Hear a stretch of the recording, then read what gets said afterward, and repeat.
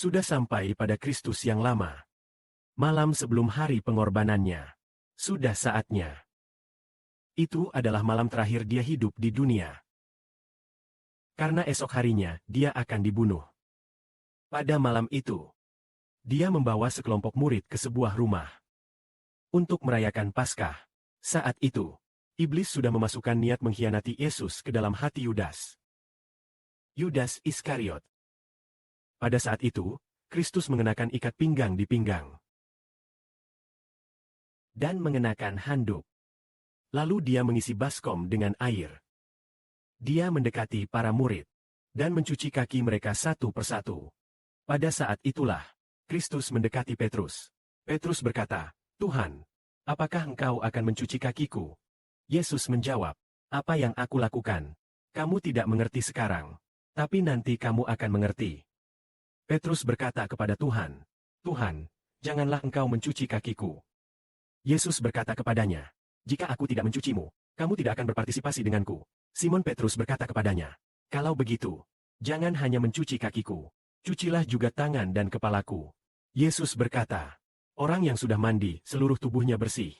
Hanya perlu mencuci kakinya saja. Kamu semua sudah bersih, tetapi tidak semua orang bersih." Yesus tahu yang akan mengkhianatinya adalah Yudas Iskariot. Maka ia berkata, "Tidak semua orang bersih." Yang dimaksud adalah hati Yudas yang tidak bersih.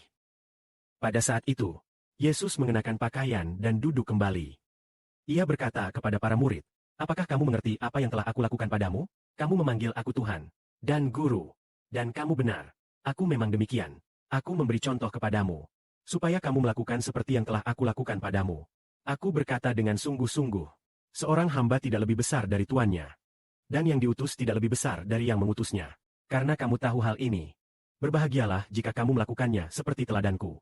Apa maksudnya? Artinya, siapa yang lebih besar, murid atau tuan? Tuan lebih besar daripada murid. Murid menyebut Yesus Tuhan dan guru itu benar.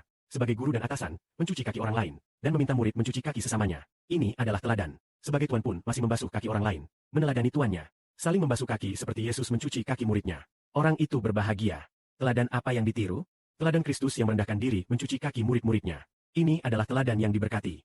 Kemarin malam saat kami melakukan kebenaran, Suster Zhao Hun tergerak oleh Roh Bapa. Dan sebuah kata atau gagasan muncul dari hatinya. Mengatakan bahwa kita harus mencintai saudara-saudari yang lemah itu dengan seluruh hidup kita. Orang-orang yang lemah.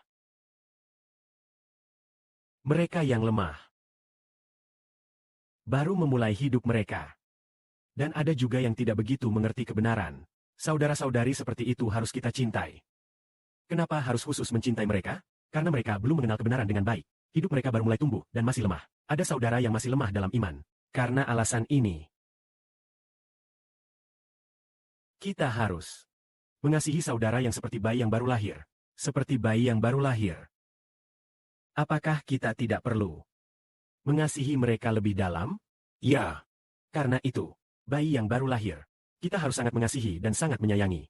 Jika kita tidak mengasihinya, maka bayi yang baru lahir itu akan meninggal di tengah jalan. Demikian juga dengan orang yang memiliki hidup Roh Kudus. Mereka baru saja mengenal dan baru saja percaya kepada Tuhan. Hidup spiritual mereka seringkali diserang dan dicekik, sehingga mereka tidak bisa menunjukkan hidup baru yang sesuai dengan gambar Allah. Jika kita tahu semua ini, lalu mengikuti teladan Tuhan, kita akan diberkati. Mengikuti teladan Tuhan berarti mencuci kaki murid-murid. Jika kita meneladani Tuhan dan sungguh-sungguh mengasihi orang yang percaya kepada Tuhan, terutama mereka yang baru percaya, yang imannya masih lemah, kita akan diberkati. Ya, kita meneladani Tuhan. Tuhan berkata, "Jagalah anak-anak dombaku." Jika kita menjaga anak domba seperti teladan Tuhan, maka kita akan diberkati. Baiklah, kemuliaan bagi Bapa. Amin.